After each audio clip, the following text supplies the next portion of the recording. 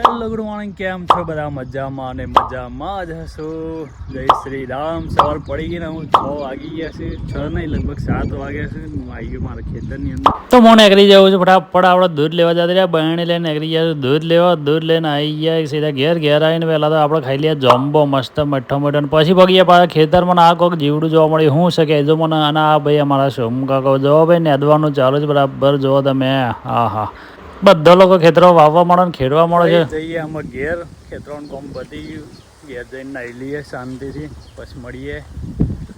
આવા આવે છે લીલા છમ ભેડા ને ભેડા. તમે જો ટ્રેક્ટર આવી ગયું છે ખેડવા માટે નહીં, મફરી પહેરવા માટે આવી ગયું છે.